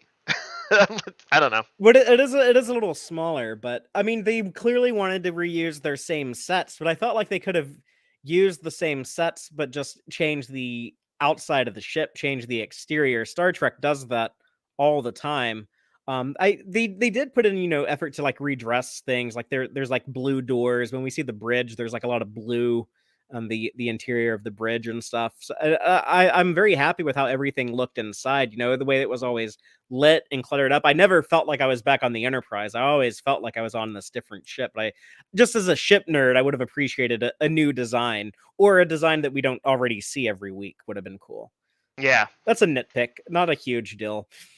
But their plan, they get the bridge up and running. I guess Pike is basically going to be like the dude in the chair in the bridge coordinating, and then they're trying to lure the two Gorn to fight each other, and then the winner of that fight will be lured down to the cargo bay where it will be frozen to death. And they execute the plan, and it works. Everyone kind of does something. Uhura pisses off a Gorn. It chases her. They frees it in the transporter room. It is driven over to Spock, and then Spock has to unlock his rage while he's using Buckley's weapon. I thought that was kind of cool. I liked Buckley's weapon. I liked he's dead, but like this is kind of like, I don't know, like his legacy. Like we're using it against the Gorn. Yeah, I like that. I like that too. I liked Spock. Whenever Vulcans do something, they'll like that clearly has to do with unlocking emotions or doing a mind meld or something like that. There's kind of uh, they'll say something sometimes. It's almost like a little sort of ritualistic thing that's indicative that they're about to change their state of mind or whatever. And this is something I believe completely original. I don't think we've ever seen a Vulcan say, "I'm going to unlock my anger now." Basically, that's new, right? Right, but we've seen similar things happen before. I mean, I've seen Spock get mad, Right, but right. Yeah, This Side of Paradise or Star Trek '09, or even like, remember the Voyager episode Meld, when Tuvok is mind melding with Suter, yeah, the yeah, Maquis Betazoid, who's I guess like a psychopath serial killer. But like yeah. when Tuvok gets like his like primal feelings unlocked, he becomes kind of dangerous. It's kind of like hard to cage the beast after you let it hmm out. But I thought it was neat. When Spock says something like, what does he say? Something like, "I take what is the anger that is in my mind and I unleash it in my heart," or something Right, to that right. effect. And I was like, "That's cool. That is a little bit of a, since we know he can do that, and we know Spock is very strong and dangerous when he's pissed." I thought it was cool. I was like, "Oh shit, things are going. It's off. It's on." And I appreciated, even though Sam Kirk was the guy who like lost his composure and was freaking out, and I kind of feel like they're gonna make Sam Kirk kind of lame like that, just to make his brother look cooler. But Right. I like that. Well, I did like that Pike came to his defense, and he's like Sam's better than or stronger than he thinks he is, or something Oh like yeah, that yeah. He's, earlier. And I think uh that indicates that the writers will probably do that, which is to say he's going to be a little bit of a kind of a goof most of the time, but we're going to probably see him shine through a little bit. Yeah, yeah, and he comes through in the pinch here. Yeah, it's a good thing that Pike didn't let Mbenga sedate him, because then he's able to save Spock when the Gorn try to box him in. And it also, shows the Gorn being smart. It shows this trap being difficult to pull off. It shows, Spock being in danger. Then Sam gets a good moment. So yeah, like that's what I mean. Like there's a lot of stuff that I thought was well done in this episode. Just Yep. not There's some not what incidental I wanted. moments that I do like there, and I do like redemptive turns for characters that kind of lose it in that the way Hudson did, or Mm. Gorman's turn in Aliens, to keep nodding to that movie. Then I also appreciate they gave La'an kind of the badass hero moment, as like the biggest Gorn hater.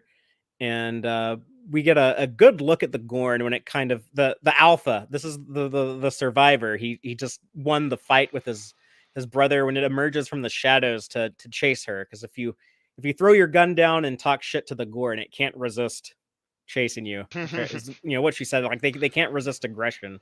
If you puff out your chest towards the Gorn, it's gonna fight you. They can't back down from a challenge. I wish that their throat sacs would inflate. I guess Yeah, that's that'd more of be a a cool mating effect. thing, though.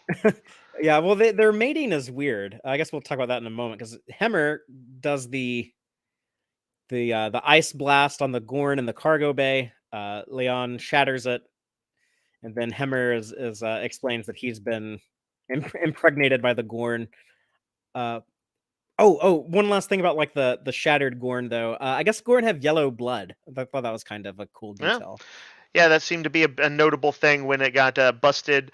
To homaging James Cameron's other movie, Terminator 2. Hmm. Yeah, all the frozen guts inside of the Gorn were yellow when Yeah. Lon busted up, but or at least that's what they look like if they've just stated in whatever alien Buckley's species is. So they might have different colored blood if they come out of a Ferengi or Who a can Tellarite. Who resist? knows? Who can resist picking up a little cube of Gorn corpse and just chewing on it like a flavor cube? little Mm, little Gorn mm. ice cube. Yeah, you don't know. It might actually have a little Gorn youngling in it. You never know. But yeah, this is when Hemmer is like, yeah, I guess I'm a goner. This is when La'an says, yeah, that spray that they spray out of their mouth, that's how they reproduce.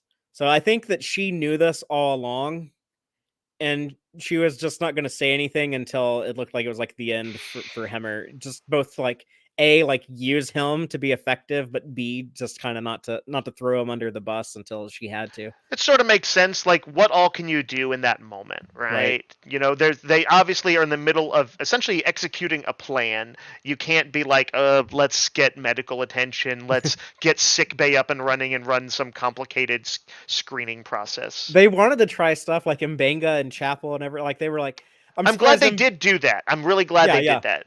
Mbenga might have been like, hey, I can put you in the transporter buffer like my kid.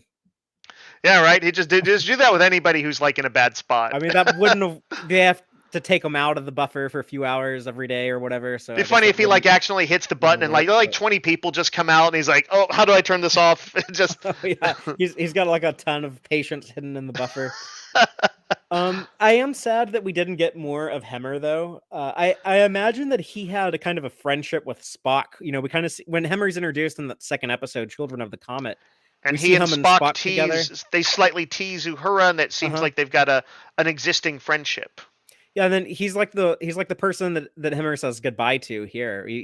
He says live long and prosper and does the Vulcan hand jive. The actor Yeah. Bruce Horrick said on the Ready Room, there's a cool interview with him.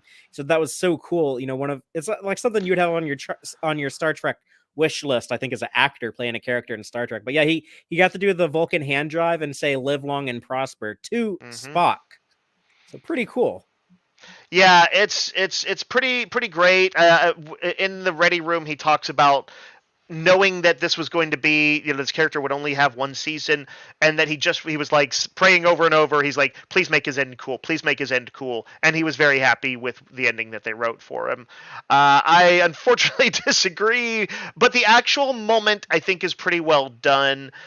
He did a great job. There's no doubt. In fact, like it's like he did such a good job throughout the whole season that he brought a lot of depth to this character who was, not one of like I guess like sort of the big three command crew, but who got a decent amount of screen time and had like enough of a nuanced characterization that yeah, he was an instant fan favorite, and rightly so. Yeah, I actually don't think he got enough screen time. Like he's only of the 9 episodes, he's only really been in 5. I mean, like he shows up for like 4 seconds in the first episode. You see him beam onto the ship, but then there's a bunch I of episodes he's not even in.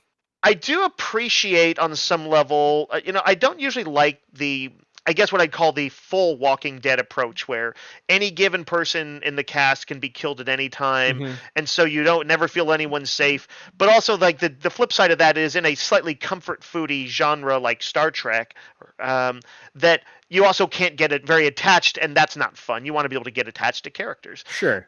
But I think this is a pretty good balance. If like a character's, like it is possible, they're not going to be doing this willy nilly. They're not going to kill off a ton of characters, but it does kind of show that like, oh wow, even like somebody we care about, this could happen to, and that's really sort of the worst thing you can possibly do on shows with recurring casts is kill off a character that's beloved. I'm gonna Um, say a spoiler for a TV show that premiered on the WB in 1999, I think. uh-huh. If I can talk about that, I think we'll um, allow it. but the TV show Angel, spinoff of Buffy the Vampire Slayer, Hmm. they had a character in their regular cast the first season, Doyle, who was kind of set up like you would think he was just going to be like one of the characters on the show, and then partway through season 1, they kill him, and you're like, oh damn, like that guy's not in the show anymore, and this kind of reminded me of that. Although I kind of always suspected Hemmer might self-sacrifice. Just his whole point of I don't fear death. That's the Enar believe that you're here to do your purpose, and then only when your purpose is complete, that's when you die. That's when you're cast back into the cosmos, and his purpose is to fix what is broken. So that does kind of feel like the setup of like, oh, this guy is going to like do some major repair to something and then die, and like kind of die on his own terms, like be at peace with it. And that's exactly what happened. I just was not expecting it in episode 9. I thought this might be something that happens in like season 6 of the show or something. I don't know. I didn't think I was Right. going to see it this soon. Yeah. It's uh. I'm gonna have to turn it over a little bit. I kind of have like overall kind of negative feelings, but like some of the execution was good, and I admire that they would be a little bit bold about it. Mm. No, I agree with that. So yeah, I'll have to see where it lands in a few months or in a year or whatever. Did you cry? Did it make you No, cry when you watched it? no, that one was not. I wasn't sort of in the place by the end of the episode. I actually, Father, there's a little piece of fan art that I sent you that was like somebody's somebody's rendition of Hemmer, just a piece of fan art that I thought was really good. That I actually like almost felt a little bit more moved looking at that and thinking about it in retrospect Hmm. because they labeled it just like Andoria. If I can, I'm going to post it in the comments right now. I don't know if this link will work or if it'll just be gibberish, but I'm going to try it. Um, all right, there we go. Oops, I might have posted it twice. Um, anyway, if not, we'll find a way to post it later. But yeah, what about you? What about you? Did you feel the feels?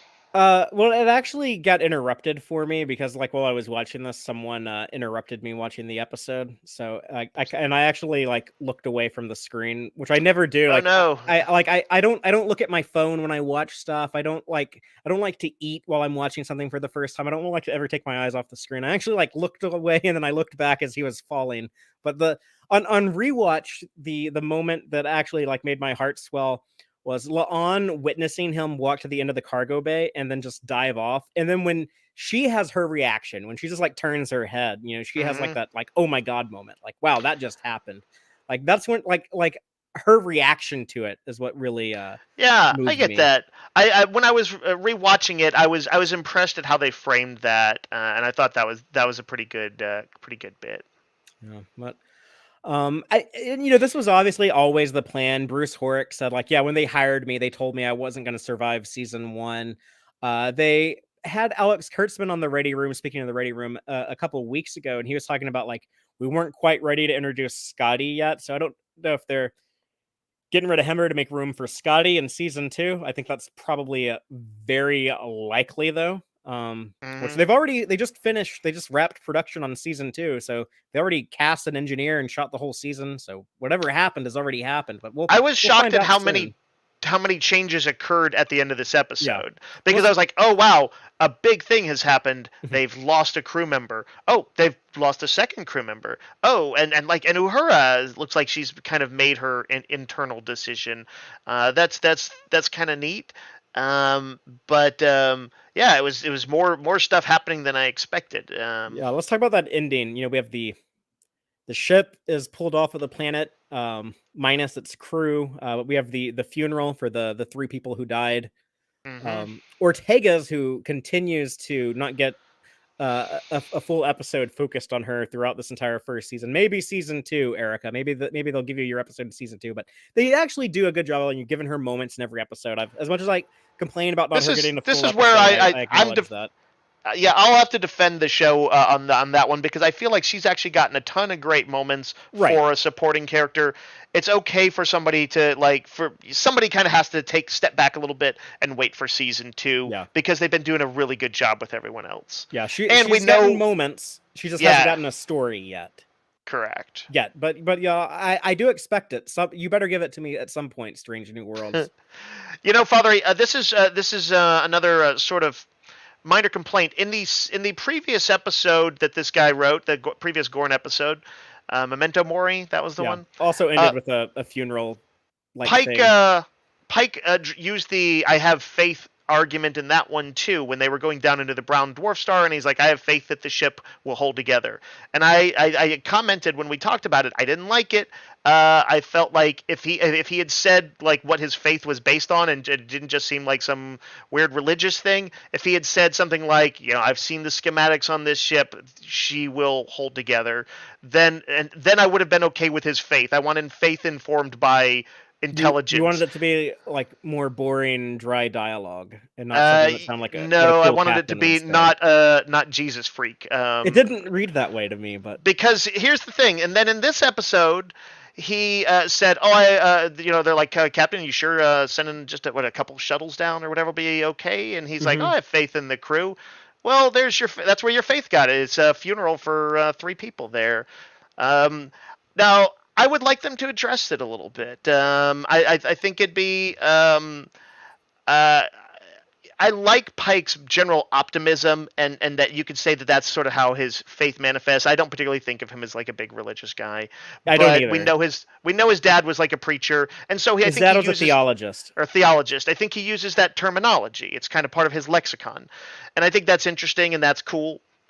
But this particular writer, I'm not loving how he's having Pike use it, and to me, it's making Pike look a little bit weak because, and this, like, he lucked out in the previous one, the structure held up, and this one he didn't, and I kind of wish I kind of like hope in the next episode they do their continuing thing and he talks to Spock or number one or somebody and says, like, I thought I had had made the right call on this one, and Well, I what guessed else was he wrong. gonna do? Like, you just would have let K7 die, or you just would have left? Don't I mean, have him he had to describe it. split Don't have the. him have that extra bravado like that. Okay, Say like I didn't. I don't put even remember or him put it. saying. Don't use the word faith on it. See, I That's don't what even I don't. remember him saying like I don't think that was meant to be highlighted.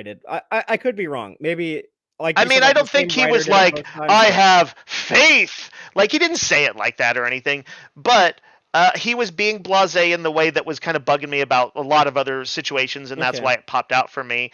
And so, yeah, like, his faith was not rewarded in this episode.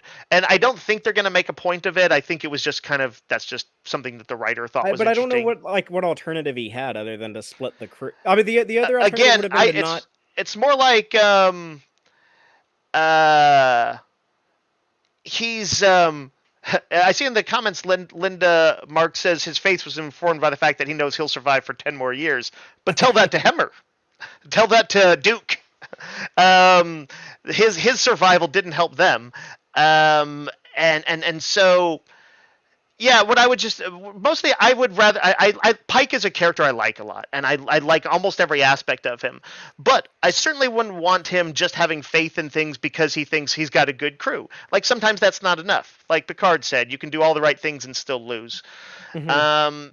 And so, but I would rather it feel like he's making decisions and not using words that tend to suggest, Okay.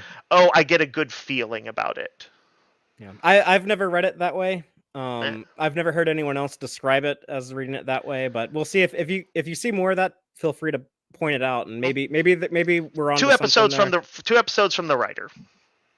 But anyways, I liked Ortega's little eulogy about Hemmer, about he reminded her of her dad. He was, always like pushing her, encouraging her. You could imagine like they might have had like a similar relationship as what Uhura and Hemmer had, even though like uh Ortega's is older, and but I guess they didn't know each other very long because Hemmer was a new engineer when he beamed over in the first episode. They're like our new engineer Hemmer, so it's not like they knew him for years and years, but just in like the brief amount of time, people seem to have Mm-hmm. liked him. And I liked her joking around about like he would have gave her a hard time about pushing the engines too hard. She would have called him a blue meanie, which people still know like about the Beatles and Yellow Submarine in the 23rd century. Um, but then Uhura saying that like he did what he said he was here to do. He fixed what was broken. He mended my heart. So he Mm-hmm. showed me the importance of finding your purpose. And now Yeah, I have found where I belong. to complement a bit more elegant writing, I think is she said that without saying that. Like, I don't think she didn't exactly state what he had done, but we inferred No, she exactly does. what he Like had done. Does she? she says that like word for word. She's like, he fixed what was broken. He mended my heart. Does she say that? Yeah. Her heart? Did she? Okay, I must have missed that bit of dialogue there. You were too hung up on Pike saying faith at the beginning of the episode. I will say that like the eulogy didn't do anything for me. I was not moved by it. This is when you lose me in an episode, you lose me. That's just how I am. Yeah, you're very much like when you consume media, you're very much about like the whatever emotion, like the emotion of the story, or like the emotion that it it has on you as like the viewer, right? Like you seem I to really. mean, I think everybody is to varying degrees, but like it's not I don't think it's any deeper than the same thing that we've all experienced.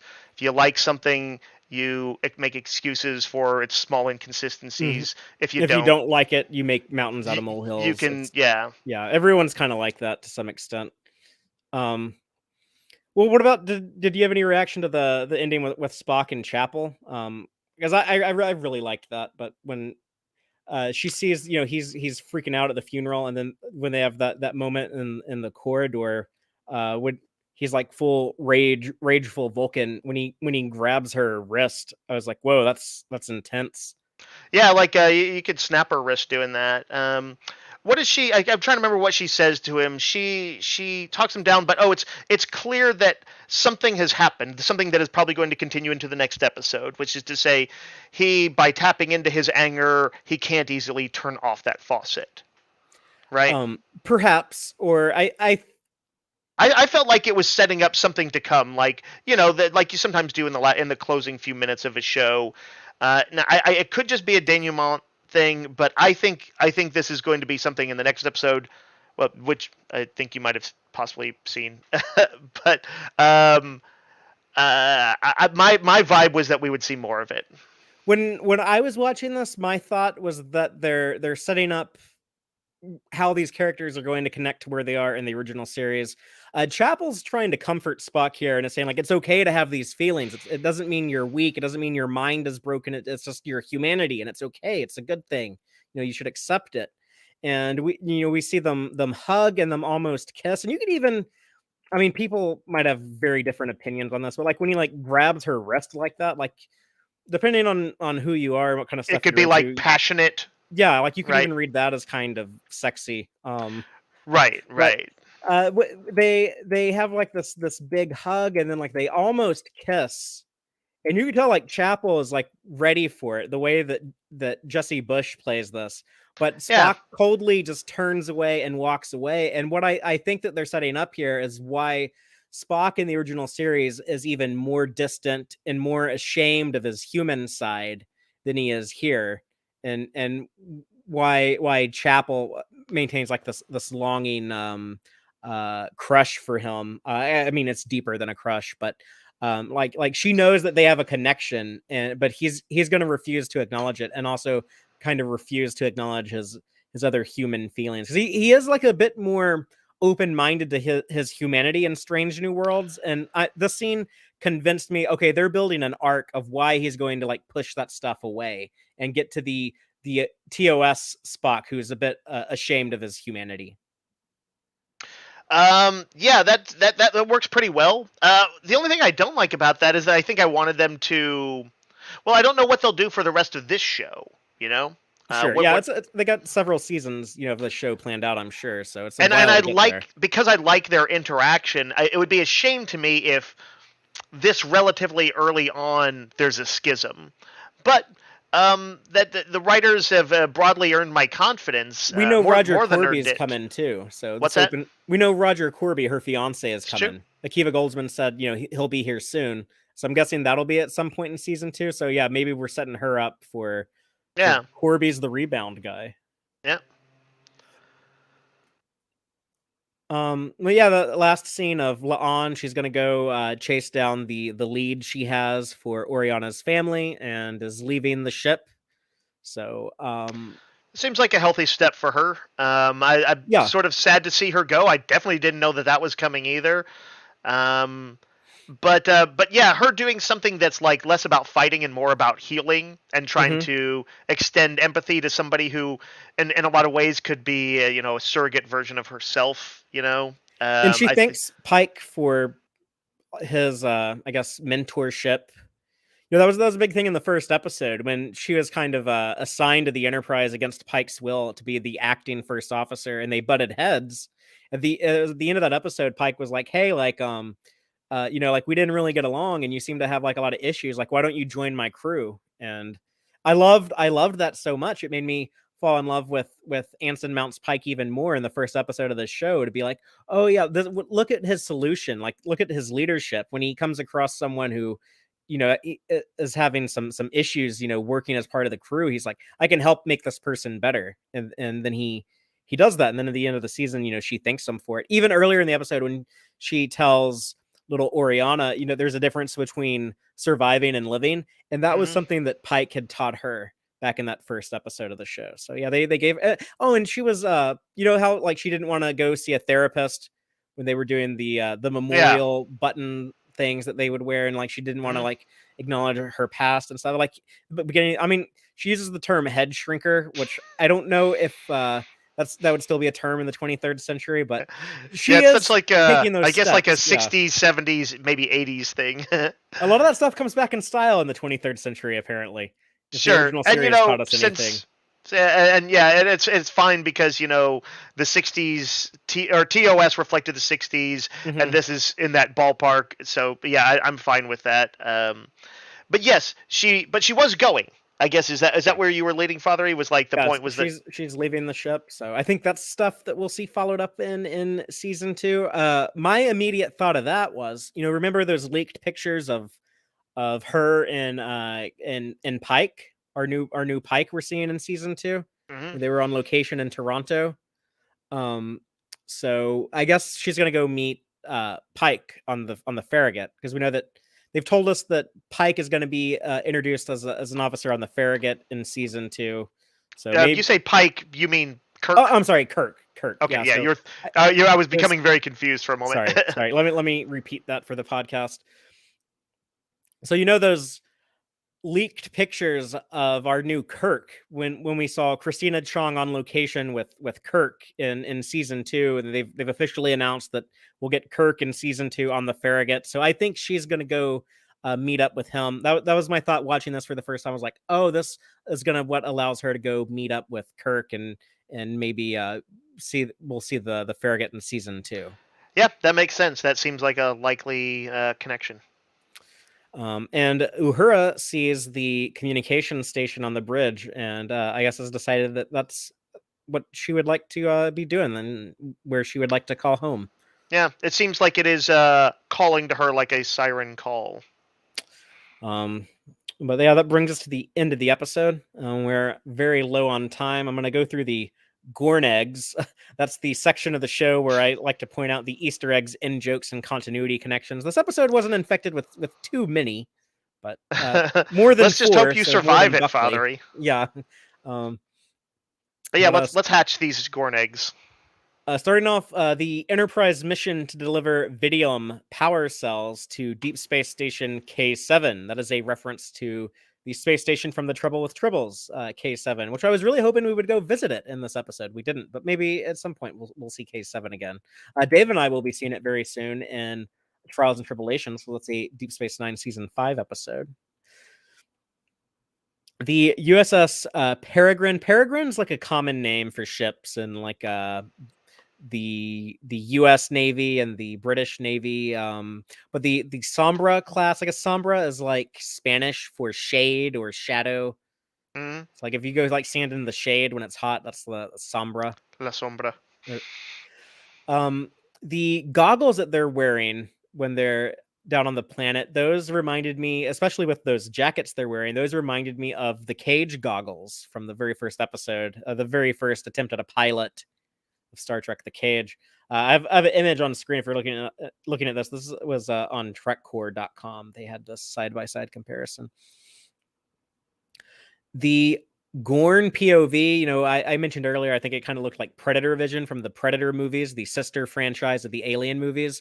But we've actually seen Gorn point of view perspective before in Star Trek. We saw it in A Mirror Darkly, actually, like that Gorn.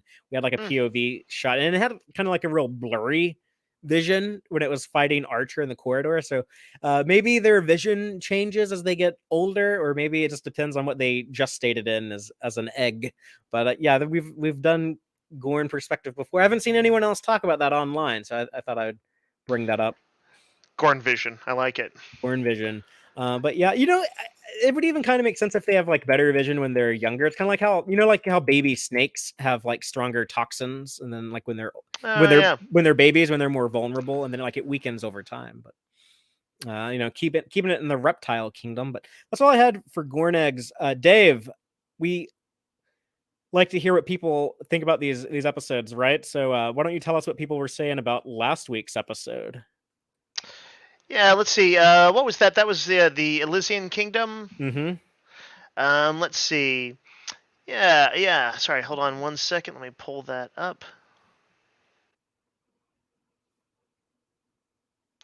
All right. So, yes, Nikki Morgan says, loved it. It was out there, but it was explained, justified beautifully. Um, Opinions no one cares about said the episode was so good. Let's see. I thought I laughed at the body swapping in Spock and Mock, but that didn't hold a candle to this one. Uh, Anson Mountain and Christina Chong play their counterparts to the hilt. Hember's trying and attempting to go over the top was wonderful. They even managed to pull a 180 twist at the end and damn near rip my heart out and stomp on it. um, let's see. Joanne Robertson said, I didn't fully appreciate it until the ending, but I love the resolution. I thought that was a neat thing there. She also mentioned the reference to Far Beyond the Stars with the author. I think you talked about that, I'm sure, Father, in Yeah, the we'll get to Gornets, that right? DS9 season 6. But yeah, it's a great episode of Star Trek. Let's see. Earl Grey Trekkie Robbie said, I thought it was ridiculous, but the performances won me over. A very TOS style episode. And he also mentions the feel of a Lower Decks episode. Um, let's see. Was it Kent says, love the comedy, the acting against type, and the twist at the end surprised me in a good way. I ugly cried. Um, the let's see. I thought this was just kind of a fun one. Braxton said, Elysian Kingdom is the dress episode. The beautiful dresses worn by Lon and Rakia are the things that stick with me about it. I think that's fair. That costume designer did an amazing job. Oh yeah. Our friend Braxton, he's like our Star Trek fashionista. He's I don't know if he's in the audience right now watching live, but he always points out the wardrobe Oh, that nice. they have in I these did not. episodes. I was not aware of that. That's Yeah, cool. I think he said that he actually knew that Captain Angel was gonna be a bad guy because he said like I could tell by their wardrobe that like that was a villain's wardrobe. Oh, interesting. Yeah, that's a fair point. I know there's all sorts of design philosophy like that. I want to wrap it up just real quick with one more from Opinions No One Cares About, who says they should have had a jester and it should have been Sam Kirk. He wanted the line to be summon the jester. No, not that one, the one with the mustache. And I can get behind that. I think poor Zuniga from Memento Mori, the other Gordon episode. Everyone really complained about his performance, but I thought he should be the jester. Just justice for Zuniga. I was hoping he would show up again, just so I could see some people in our audience complain about his overacting again. But no, I Yeah, thought he was fine. He was right. fine. He finally found his genre, which is ridiculous high fantasy. Well, cool. So we'd love to hear what any of y'all thought about this episode. Comment on YouTube, reply to my tweets on Twitter, let us know on the Tex-Trek Facebook page or in the Tex-Trek Discord server, and we might share your replies next week when we talk about the Strange New Worlds Season 1 finale. So that they've had a pretty great season so far. I think Dave and I are in agreement that we really liked 8 of the 9 episodes thus far. Yeah. So let's see what we do for the finale. I'm a minorly frustrated, but this does have the blow is very cushioned by overall quality of the show, the fact that it's episodic, and that next episode will already be on to something else if carrying over certain for sure character arcs. But yeah, they have absolutely earned faith at this point in a big way. So I'm ready for it. It'll be the last new episode of Star Trek we talk about till at least August. We don't know the firm date for Prodigy or Lower Decks, but it would. I think Smart Money is Lower Decks will be back in August, and Prodigy will be back at some point after that. And then no live action stuff until Picard, probably in February. But that's okay. Dave and I are going to be talking about Deep Space Nine soon. We're also going to have coverage for all the animated Treks, Picard when it's back, and of course we'll be getting more Strange New Worlds next year. I think probably May of next year, so it's not going to be too terrible. There's plenty to keep us occupied and to look forward to, but yeah, it will be a little sad not to have a new Strange New Worlds to look forward to every week. We'll just have to go hang out with Cisco. But I'm going to go ahead and sign off for tonight. Before I forget, everyone should go check out Starfleet Boy tomorrow at 3 Eastern, 2 Central. I think we're finally going to be talking about the Cloud Miners, the original series episode. we'll finally get those last few original series episodes knocked out on Starfleet Boy. So go check that out. And until next week, as always, live long and prosper, y'all. Listen to the Tex-Trek podcast through Apple Podcasts, Google Podcasts, Spotify, or at tex-trek.com. Like us on Facebook at facebook.com/tex-trek. And follow Fathery on Twitter at TXTrek. Please support us by liking our videos and subscribing to our channel on YouTube. Thank you and take care.